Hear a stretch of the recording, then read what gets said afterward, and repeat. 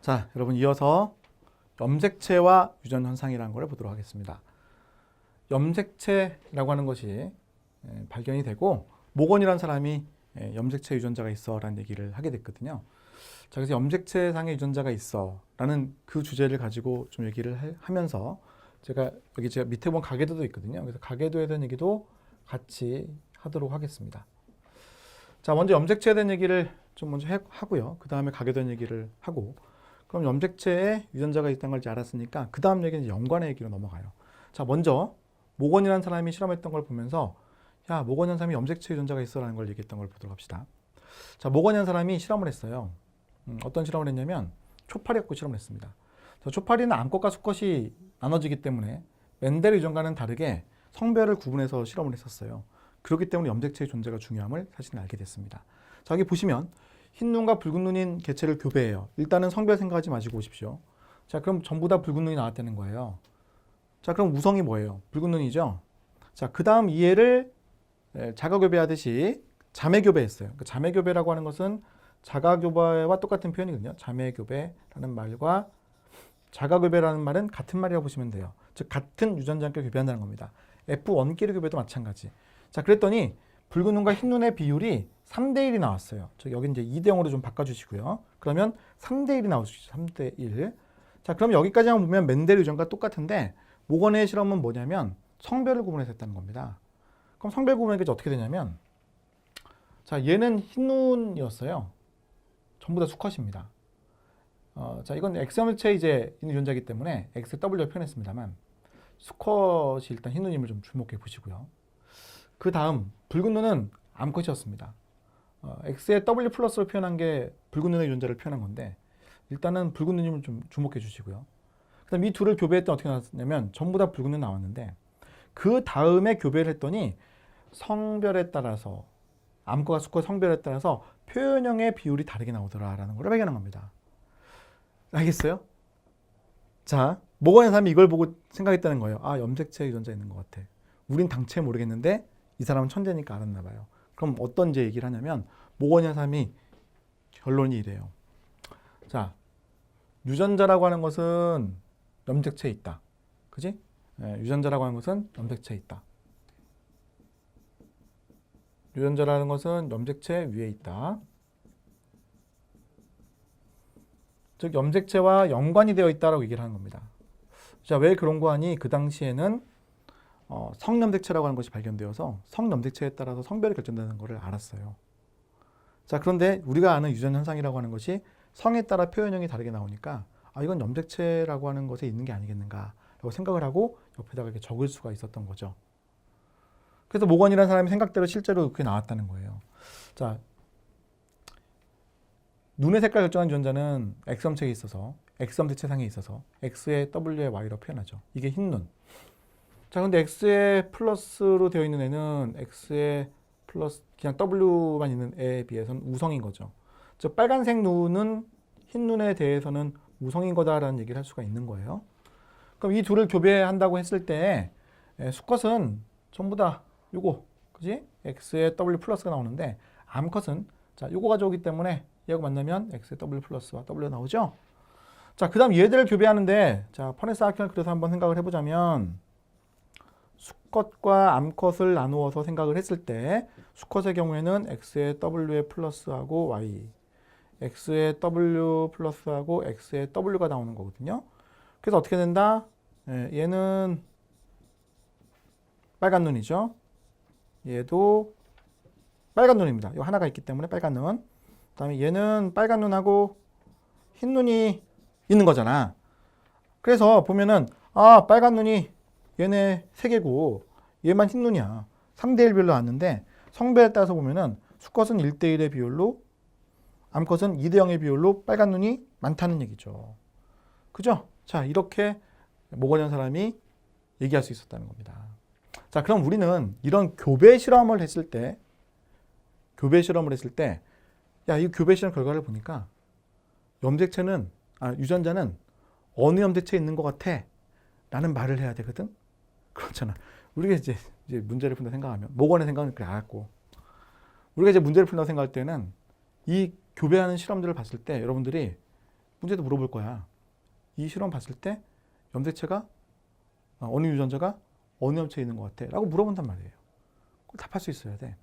자, 그럼 염색체가 우리가 몇 개가 어떤 것들이 있지? 핵에 있는 염색체도 있고 미토콘드리아에 있는 염색체도 있죠. 우리 사람은. 식물은 염색체도 갖고 있어. 그래서 유전자들을, 염색체들을 그렇게 나누어 생각해 볼 필요가 있는 거야. 자, 먼저 이게 이제 그 주제라면 특징을 이제 얘기해 봐야 되는데, 만약에 유전자가 3염색체에 있는 유전 현상이라면 이런 교배 실험을 했을 때, 이런 교배 실험을 했을 때 어떻게 나올 거냐라는 거죠. 정답은 암컷과 수컷에서 표현형의 비율이 같습니다. 표현형 비율이 동일하다. 예?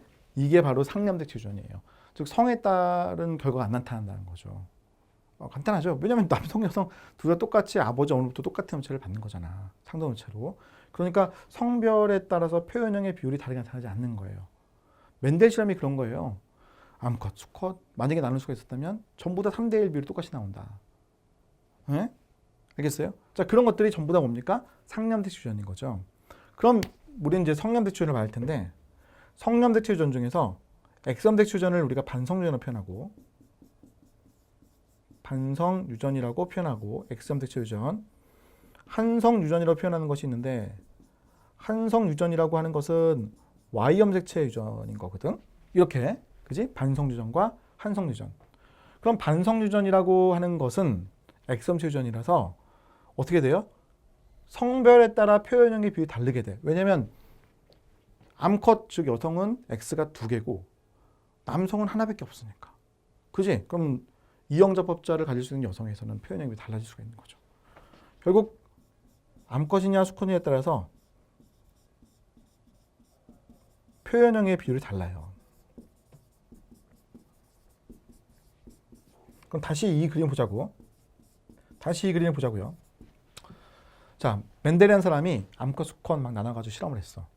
여기 X염색체, Y염색체 막 지금 적어놨는데 이거 적지 않았다고 생각하시고 다시 잘 봐요. 성별에 따라 표현형의 비율이 여기서는 똑같았는데 둘 다 붉은 눈이니까 여기서 달라졌잖아. 이건 X염색체 유전이구나. 이렇게 판단하고 적는다고 생각해 보시면 훨씬 편하죠.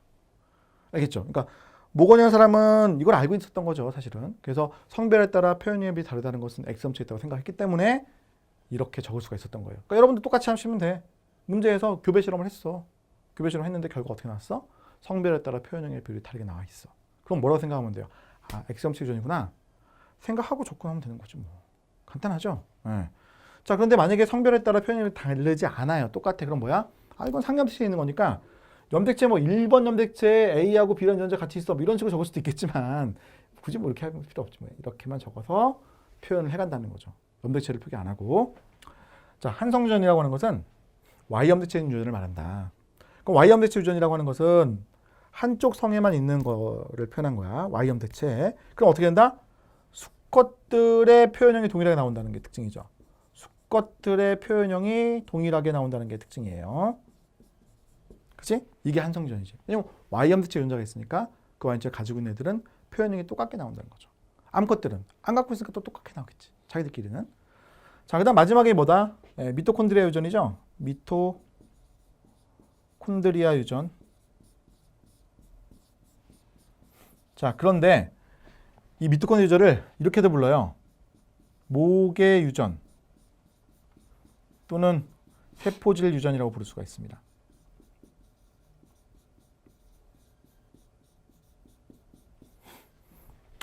그럼 세포질 유전이야. 이게 핵에 있는 게 아니니까 세포질에 있는 미토콘드리아에 있는 유전이니까 저렇게 부르겠구나. 근데 모계 유전은 뭐지? 자, 난자를 통해서만 미토콘드리아가 전달이 돼요. 그러니까 정자하고 난자가 수정을 할 때 정자는 핵만 들어가. 그러니까 난자가 다 갖고 들어와. 모든 세포 소기관 다 갖고 와. 세포질 거의 다 갖고 들어와. 그러니까 미토콘드리아도 거의 다 뭐예요? 아버지가 조금 있을지 몰라도 다 뭐야? 난자에서 온다고 생각하시면 돼. 그러니까 모계 유전이라고 부르는 거죠. 그럼 어떻게 표현되냐면 어머니하고요. 어머니하고 자손들 있죠. 그러니까 어머니의 난자를 받은 거니까 그 자손들. 자손의 표현형이 동일하게 나타나야 돼.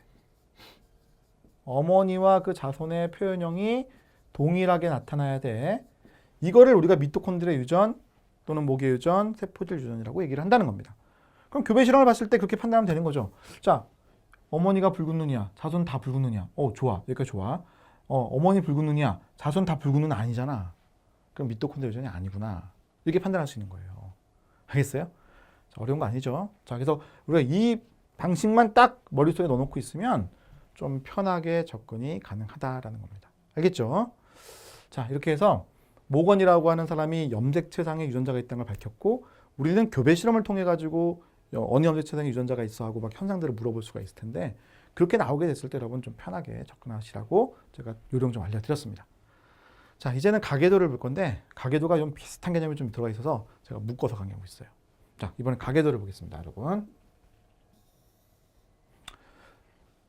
뭐 짤막하게 나왔으니까요. 가계도라고 하는 것, 페디그리라고 하는 것은 교배 실험을 할 수가 없어. 수명이 너무 길어. 자, 그런 경우에 어쩔 수 없이 뭐 합니까?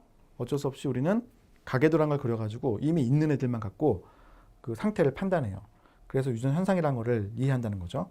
그래서 가계도에 대한 얘기를 이제 하자면, 자, 여기 가계도에서 남자는 네모로 해요. 여자는요 동그라미로 표현해요. 우리가 이제 법적으로 또는 뭐 사회적으로는 뭐 남자도 아니고 여자도 아닌 분들도 뭐 계실 수도 있고 하잖아요, 그죠? 그런데 뭐 생물학적으로는 이제 남성, 여성 이렇게 구분하게 되는 거고요. 자, 그러면 만약에 문제에서 이게 남자인지 여자인지 조건을 주고 싶지 않아. 그럼 어떻게 표현할까? 마름모로 표현합니다. 자, 마름모는 뭐라고요? 마름모로 이렇게 표현하면은 이거는 성별을 몰라요. 성별이 뭐야? 몰라요. 이렇게 한 거예요. 그러니까 성별이 뭔지 주고 싶지 않을 때에는 이게 마름모로 표현하게 돼 있어. 아래 보면은 남자, 여자 다 알겠죠? 여자, 남자 알겠어요? 그런데 이렇게 마름모로 표현한다면 남자인지 여자인지 모르겠다라는 겁니다. 자, 그다음 결혼을 했을 때는 옆으로 연결한다. 그러니까 아기를 낳을 때 얘기인데 이건 사실은 자, 이렇게 옆으로 연결하면 이건 결혼 관계. 이거는 옆으로 연결된 게 아니야. 이거는 자손들을 표현한 거지, 그지? 네. 자, 자손은 부모 사이에서 선을 아래로 긋고 추가해서 표현한다라고 돼 있죠. 아래로 선을 추가해서 표현한다. 지금 그림에 있는 것처럼. 그래서 어떻게 자손들이 있는지를 다 우리가 그림으로 그려서 판단할 수가 있다는 겁니다. 자, 가계도의 중요한 점은 이제 뭐냐? 바로 이제 표현형들을 추측하는 거예요. 가계도에는 무엇이 나와 있습니까? 표현형이 나와 있어요. 자, 이거 아주 중요합니다. 가계도에는 표현형이 나와 있거든요. 그럼 결국 우리는 뭘 판단하는 걸까요? 무성열성의 뭐 형질의 여부, 뭐 유전자의 존재하는 염색체의 종류, 그리고 유전자형이 무엇인지를 판단한다라고 되어 있죠. 제일 중요한 건 유전자형입니다. 표현형이 나와 있기 때문에 그 표현형을 보고 유전자형 또는 유전 현상, 염색체 어디에 유전자가 있는지 이런 것들을 다 판단하는 게 가계도 갖고 가능하다라는 거죠. 알겠죠? 자, 그러면 어떻게 판단하는지에 대한 얘기를 또 가볍게 좀 해보고 상염수 유전이라는 얘기를 이제부터 차근차근 해보도록 합시다. 자, 가계도를 제가 한번 그려볼게요.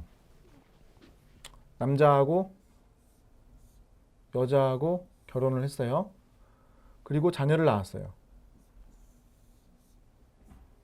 그때 남자, 여자, 남자, 여자를 낳은 거예요.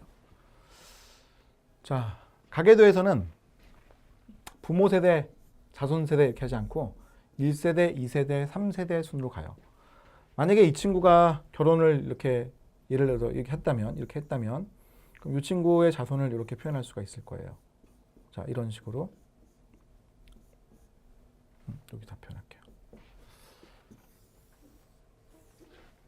이런 식으로. 자, 이렇게 3세대를 표현할 수도 있는 거죠. 그럼 숫자를 밑에다 적어요. 왼쪽부터 이렇게 적어요. 항상 1, 2, 1, 2, 자, 3, 4, 5, 1이죠, 다시. 그럼 3-2 있나요? 없죠. 3-1 있나요? 있죠. 이렇게 찾아낼 수가 있어요. 응? 자, 이 친구는 지금 며느리잖아요. 며느리인데 번호는 똑같이 왼쪽으로부터 1, 2, 3, 4 적기 때문에 그대로 1, 2, 3, 4, 5 이렇게 표현할 수 있습니다. 이 친구가 지금 이 두 분의 자손 중에서는 첫째죠. 첫째, 둘째, 셋째, 넷째인데 셋째만 지금 결혼한 상태라고 보시면 되겠습니다. 자, 그럼 이제 이 가계도에 지금 표현이 나와 있거든요. 예. 자, 표현이 나와 있어요. 지금 뭐 관계들도 나와 있고 표현도 나와 있죠. 그럼 표현을 어떻게 이제 하느냐? 뭐 네모칸을 예를 들어서 정상이라고 하자. 그리고 색칠한 것들이 있죠. 이 색칠한 것들을 유전 질환을 겪고 있는 사람들이라고 하자. 자, 이렇게 얘기를 했다면, 이렇게 표기법을 줬다면 이걸 가지고 우리가 판단해야 된다는 거죠. 자, 그러면 여기에 유전자를 우리가 적어 나갈 때 어떤 것들을 판단해야 되냐면, 첫 번째, 우성과 열성을 판단해야 돼요. 그리고 두 번째, 어느 염색체상에 있는 유전자인지를 판단해야 돼요. 이거 두 개를 판단해야 가계도를 그려나갈 수가 있어요. 자, 먼저 우성열성의 판단인데, 우성열성은 열성을 찾는 게 빨라요. 열성은 이렇게 찾을 수가 있어요. 부모가 가지고 있지 않은 형질. 그런데 그 자손이 가지고 있다. 자, 그럼 이건 틀림없이 뭡니까? 열성이에요. 알겠죠? 자, 그럼 이 가계도에서 어떤 것이 있다? 자, 이 부모가 가지고 있지 않죠. 하얀색으로 좀 표현되어 있잖아. 이거 색칠되어 있거든. 이게 열성이죠. 마찬가지 부모가 갖고 있지 않은데 갖고 있잖아. 이게 열성이죠.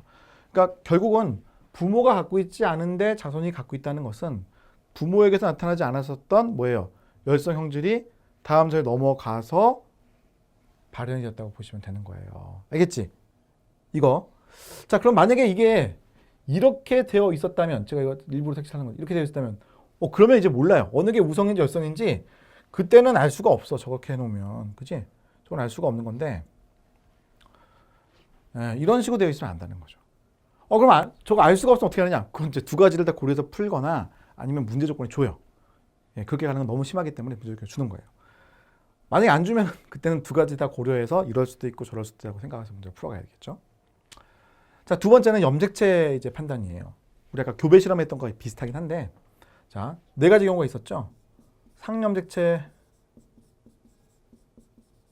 유전인 케이스가 있고, 두 번째 반성 유전인 케이스가 있고, 세 번째 한성 유전인 케이스가 있고, 네 번째 미토콘드리아 유전인 케이스가 있어요. 미토콘드리아 유전이라고 하는 것은 역시 모계 유전 또는 세포질 유전이라고 부를 수가 있는 거고요. 자, 그때 이 네 가지 중에 이제 하나인 거는 뭐 확실히 맞는데 어떻게 판단하냐는 거죠. 자, 먼저 상염체 유전인가에 대한 판단은 유보하겠습니다. 이거는 이제 판단하는 거 아니에요. 다른 게 아니면 이건데 이거에 맞다 이렇게 먼저 들어갈 수는 없어요. 그러니까 얘에 대해서 내려면은 보통 이렇게 주거나 이런 애들이 아니라고 조건을 줘야 돼요. 그럼 밑에 것들 어떻게 판단하냐? 자, 반성 유전은 두 가지 케이스를 다 우리가 볼 수가 있는데, 첫 번째, 딸이 열성인 형질을 갖고 있다면 그 아버지도 반드시 열성 형질이어야 돼요. 그래서 이 조건을 만족하면은 X염색체 유전이라고 말할 수가 있습니다. 무슨 얘기냐? 자, 딸이 열성 형질로 표현이 되려면 자, 이런 식으로 표기를 해야 되는 거예요. 그럼 이 부모로부터 아버지가 X의 소문자 A의 Y여야 이걸 넘겨주면서 딸이 열성질이 나올 수가 있죠. 만약에 아버지가 이게 아니고 대문자 A라면 어떻게 딸이 소문자를 갖겠습니까? 그래서 이 조건을 만족을 해야지 된다는 것을 볼 수가 있고요. 두 번째는 어머니가 열성 형질이라면 그 아들 모두가 열성 형질로 나온다라는 게 특징입니다. 역시 마찬가지. 자, 이걸 한번 생각을 해보자면 어머니가 X의 소문자 A, X의 소문자 A예요. 그리고 이제 아버지가 있는데 아버지는 Y염체를 무조건 넘기는 거죠. 그럼 아들이 태어난다고 하면 무조건 X의 소문자 A, Y가 될 수밖에 없잖아요. 어머니가 주는 거니까. 그래서 어머니가 만약에 열성질을 가지고 있는 사람이라면, 열성질을 가지고 나타내고 있는 사람이라면 아들 모두가 열성이 될 수밖에 없다는 거죠. 이 두 가지에 만족하면 된다는 겁니다. 자, 한성유전은 Y염체에 있는 유전이잖아요. 그러니까 어떻게 돼요? 남자들의 표현형이 동일하게 나와야 돼요. 물론 유전자를 물려받았을 경우에 남자의 표현형이 동일하게 나와야 된다는 거죠. 자, 미토콘드리아 유전은 어떻게 나온다? 자, 이것은 어머니와 그 자손의 아들, 딸 모두, 자손 모두의 표현형이 동일하다. 이렇게 나와줘야 된다라는 거예요. 자, 그러면 이 그림에서 지금 보시면은 미토콘드리아 유전부터 한번 판단해 볼게요. 어머니와 자손들의 표현형이 일치되지 않잖아요. 그러니까 미토콘드리아 유전은 아니구나 이렇게 판단할 수 있어요. 또 남자들의 표현형, 자, 아버지와 아들의 표현형이 좀 다르고 있죠, 그죠? 이거는 그러니까 한성유전이 될 수가 없잖아요. 자, 딸이 열성형질인데, 이게 아버지가 열성이 아니에요. 그러니까 이것도 X염체 유전을 요 위에 거를 만족하지 않잖아요. 그러면 이 유전 현상 어때요? 아, 이 질환은 여기서 얘기했듯이 열성이면서 이거 상념색체 유전이구나 라고 판단할 수가 있다는 거죠. 자, 가계도 문제들 요즘 많이 보면은 대개는 우성인지 열성인지 조건에 줘요. 그리고 상념색체인지 성념색체인지, 즉 X인지 Y인지 보통은 줘요. 그런데 만약에 안 주고 하면은 이걸 이렇게 판단해야 돼요. 판단하고 여러분이 접근하셔야 답을 낼 수가 있는 거예요. 대개는 주는 편입니다. 자, 그럼 다시 돌아가 볼게요. 자, 대개는 주는 편이라고 했으니까 이제 주는 걸로 얘기해 볼게요. 자, 이거 줬어요, 이렇게. 야, 이거 상념색체 유전이야. 줬어요, 이렇게. 줬습니다. 그래? 그럼 상념색체 유전이구나. 그럼 이거 어떻게 풀지? 자, 이제 하는 거죠. 자, 아래 보면은 이게 가계도에 표현형들을 다 적어준 거야. 지금 이 상태에서 유전장을 판단해야 된다고. 그럼 상념색체 유전이잖아. 그럼 여기 유전장을 적어야 돼. 상념색체 유전이라면 적는 순서를 이렇게 적으면 됩니다. 첫 번째, 열성인 친구의 유전장을 먼저 적어요. 열성인 개체의 유전자형, 열성인의 유전자형을 먼저 적어요. 알겠죠? 자, 그럼 여기다 누가 있어요? 얘가 지금 상념색체 열성이잖아. 부모가 정상인데 얘 아프잖아. 그러면 갑상선 위축증이라고 하는 질환, 이게 실제로는 이게 X염체 질환인데 이게 상념체라고 한번 제가 가정하고 할게요. 자, 그러면 소문자 A라고 생각을 하시고, 얘는 그럼 어떻게 돼요? 소문자 AA, 얘가 소문자 AA 이렇게 적을 수가 있는 거죠? 이거 먼저 적으라는 얘기예요. 제가 요령 알려드리는 거예요. 이게 편해요. 이게 제 가계도를 풀어갈 때 이게 편해요. 자, 그럼 두 번째는 그 열성 질환자 있죠? 그 부모를 적어요. 열성의 부모를 그 다음에 적는 거예요. 알겠죠? 그럼 열성의 부모는 반드시 뭐가 돼야 돼? 이런 상태가 좀 돼야 되죠. 문제 딱 보면. 그렇죠? 이렇게. 자, 그 다음에 여러분 나머지 적는 거야. 알겠지? 물론 문제에서 물어본 것만 적으시면 되겠지만 나머지 그 다음에 적는 거예요. 그럼 나머지 적어볼게. 자, 이 친구 어떻게 될까? 둘 사이에서 애가 태어나는데 이럴 수도 있고요. 이럴 수도 있어요. 자, 근데 주의할 점이 있어. 자, 이럴 확률은 3분의 1. 이럴 확률은 3분의 2야. 그리고 확률적 문제로 물어볼 거기 때문에 이 비율을 알아야 돼요. 그럼 왜 이렇게 나오느냐? 소문자 AA가 될 수가 없어서 그래요. 자, 좀 표현형이 그게 아니잖아. 그러니까 표현형이 나와 있다는 게 되게 무서운 거야, 이게. 안 나와 있잖아. 그러면 이 부모가 결혼한다고 했을 때 유전자를 이와 같은 방식으로 넘길 텐데 가능한 게 지금 보시면 이게 안 된다고. 이게 지금 정상이기 때문에. 그지? 그럼 이 세 개밖에 없기 때문에 3분의 1, 3분의 2의 확률 존재한다고 얘기를 하셔야 돼요. 자, 여기 6번도 마찬가지야. 이렇고 얘도 마찬가지. 7번도 이렇게 되지. 이 가계도는 이제 특이하게 1세대, 2세대, 3세대, 4세대를 표현하지 않고 전부 다 번호를 일렬을 붙였어요.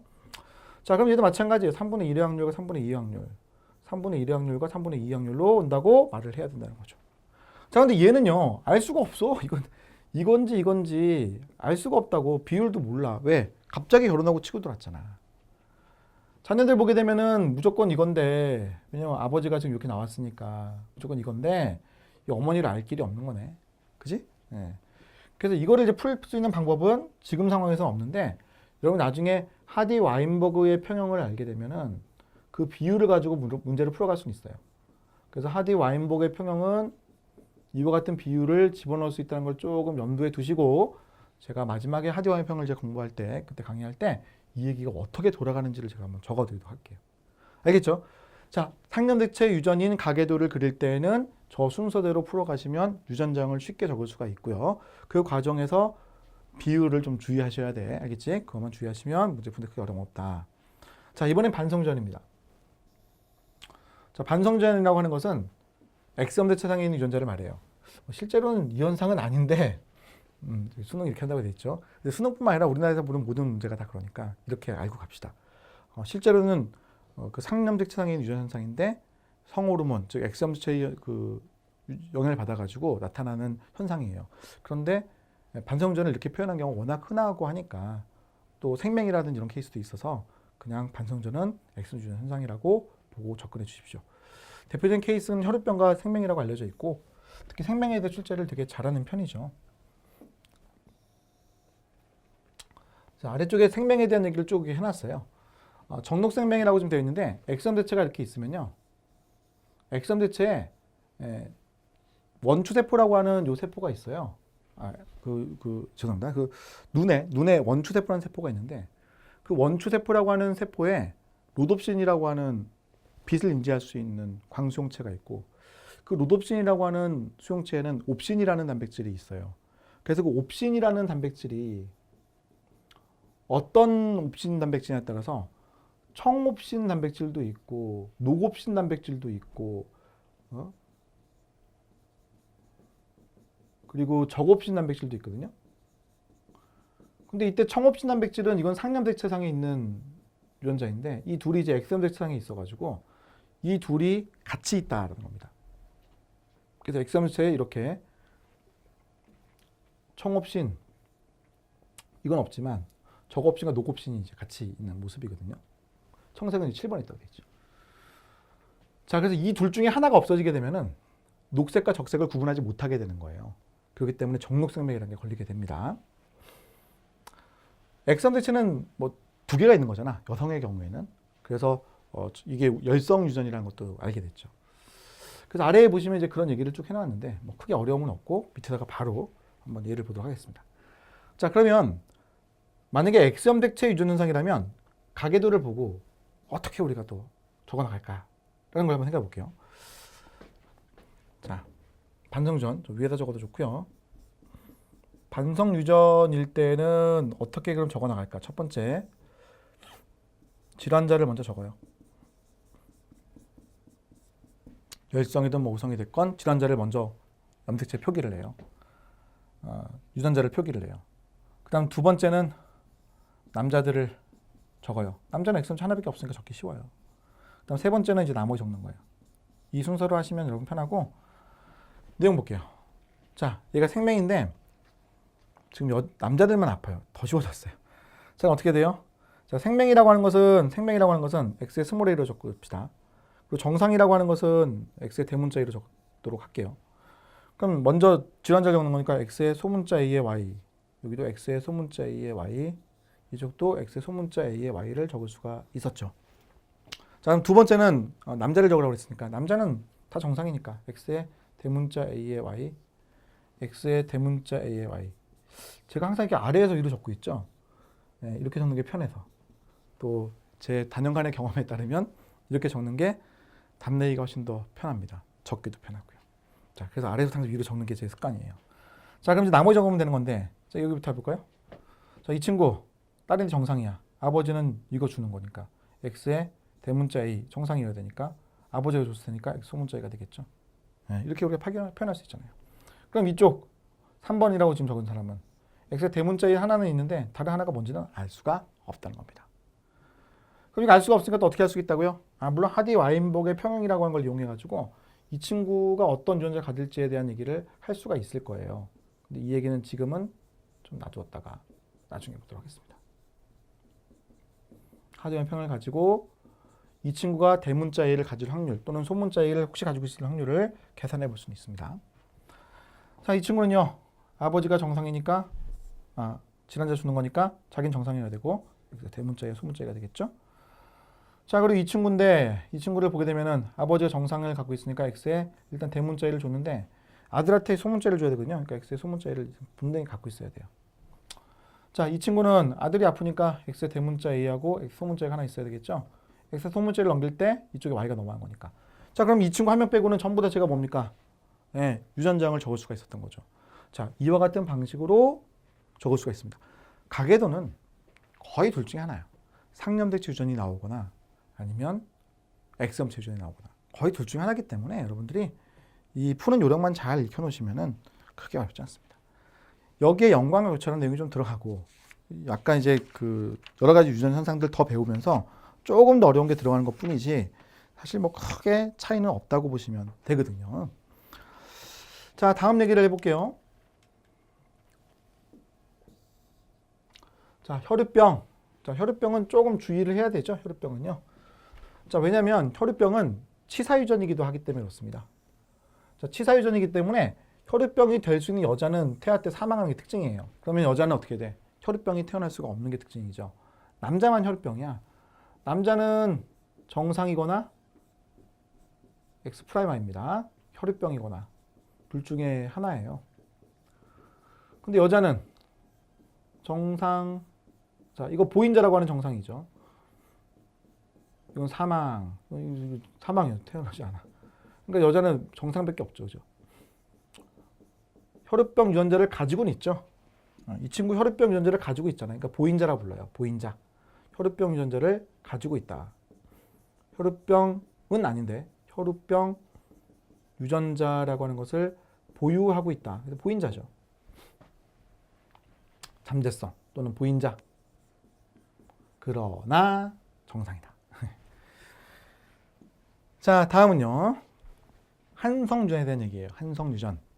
자, 한성유전이라고 하는 것은 한쪽 성에만 있는 유전상, 이걸 이제 한성유전이라고 얘기를 하는 거야. 자, 보니까 Y염대체, 이건 이제 우리가 이미 얘기했잖아요. 지금 W, 이건 갑자기 왜 나왔지? 자, 우리 W라고 하는 형태에 있을 수 있었죠. ZW형. 자, ZW형의 염대체는 약간 독특해요. XY 체계하고 비교해 볼게요. 자, XY 체계는 수컷 헤테로야. 수컷 헤테로. 그래서 X는 여자잖아요. 그리고 XY가 됐을 때 달라졌을 때 이게 수컷이잖아요. 자, 그런데 ZW는 반대야. 이 염대체는, 이 성염대체는 ZW라고 다른 염대체가 있을 때 암컷 여성이 되는 거고 ZZ가 있을 때 수컷이 되는 형태인 거예요. 자, 그래서 이 염색체는 상태가 좀 다른데 결국은 한쪽 성에만 있는 거 생각해 보시면은 W라고 하는 것, Y라고 하는 게 한쪽 성에만 있기 때문에 Y 염색체 또는 W 염색상에 있는 거를 한성유전이라고 표현할 수가 있다라는 겁니다. 오케이. 자, 그다음 마지막에 세포 유전 있잖아요. 자, 이게 왜 이렇게 다 적혀 있는지 아시겠죠, 여러분 지금. 우리 강의의 주제를 여러분이 이해를 잘 하고 계셔야 됩니다. 자, 모계 유전이라는 현상인데 세포 유전, 미토콘드리아 유전과 또는 엽록시 유전을 말하는 거죠. 자, 얘들은 핵 외에 있는 유전자로서 다음 세에 전달될 때 난자를 통해서만 가는 거예요. 난자를 통해서만. 그래서 아래에 이제 보시면 그런 얘기를 쭉 해놨고요. 이 그림 한번 보세요. 어머니하고 그 자손들의 표현형이 동일합니다. 어머니하고 그 자손들의 표현형이 동일합니다. 어머니하고 그 자손들의 표현형이 동일합니다. 어머니하고 그 자손들의 표현형이 동일합니다. 그렇죠? 자, 이런 현상을 미토콘드리아 유전이라고 부른다는 거예요. 자, 왼편에 있는 걸 보시게 되면은 여기 동그라미 한 개 그 형질인데 어머니하고 그 자손들의 표현형이 동일합니다. 자, 어머니하고 그 자손들의 표현형이 동일합니다. 어머니하고 그 자손들의 표현형이 동일합니다. 어머니하고 그 자손들의 표현형이 동일합니다. 그지? 미토콘드리아 유전이잖아요. 그래서 우리가 구분해내기 쉽다는 거죠. 자, 그럼 가계도를 보고 이 유전자가 뭐 열성인지 우성인지 판단도 할 수 있고 또 어느 염대체상에 있는지도 판단을 할 수 있다는 얘기를 저랑 같이 해봤습니다. 이걸 가지고 여러분 가계도에서 상태들을 표현을 해야 돼요. 유전자형도 표현해야 되고 그 비율도 여러분 쭉 적을 수 있어야 되는 거죠. 오케이? 자, 이런 포인트들을 잘 알고 계시고 우리가 문제 푸는 요령들은 문제풀이 하면서 여러분 잘 익히셔야 돼.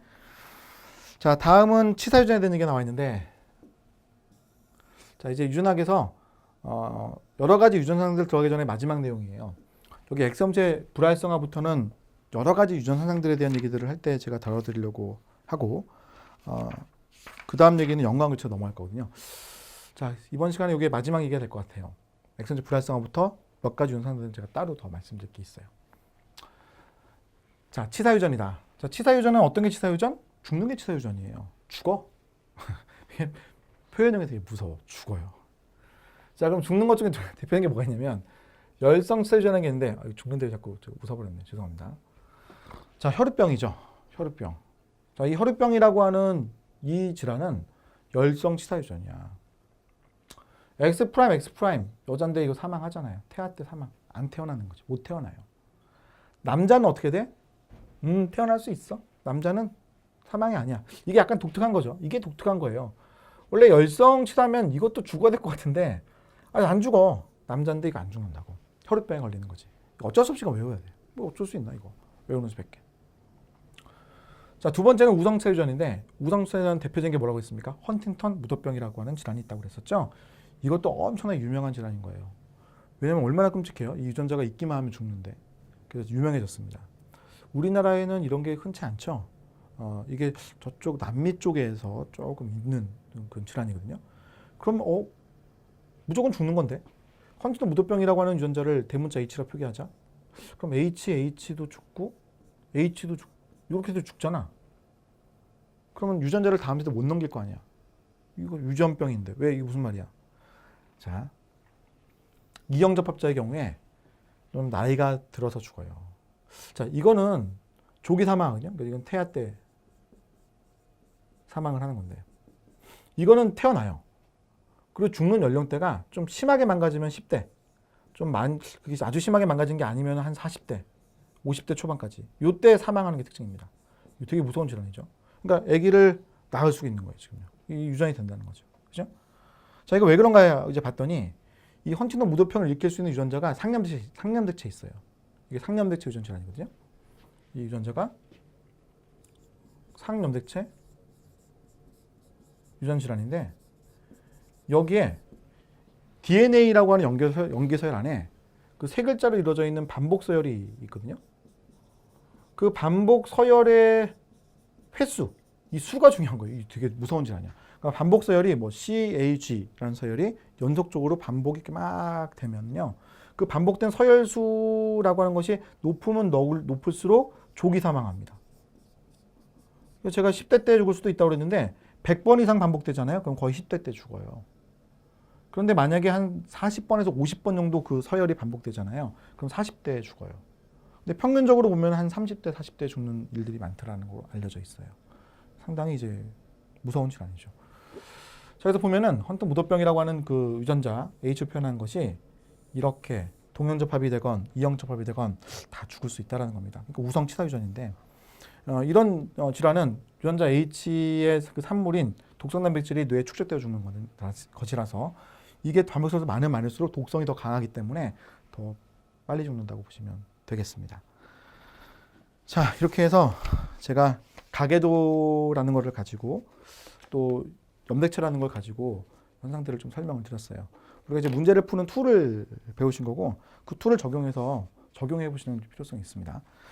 자, 유전학은 상당히 뭐 내용도 좀 복잡하고 많고 하기 때문에 제가 조금씩 끊어서 많이 가고 있는데 다음 시간에 이제 연관과 교차 이걸 먼저 보실 거예요. 그걸 보고 나서 하디가의 표현까지 다 얘기하고 그 다음에 그걸 다 보고 나는 게 좋아서 그걸 다 보고 나서 이제 X형체 불활성화를 비롯해서 유전자 각인이라든지 목의 영양유전이라든지 이런 추가적인 내용들을 제가 프린트물로 좀 더 준비를 해가지고요 더 보도록 하겠습니다, 여러분. 자, 오늘은 여기까지 하시고 다음 시간에는 연관과 교차라는 내용도 추가로 보도록 할게요, 여러분. 네, 수고하셨습니다.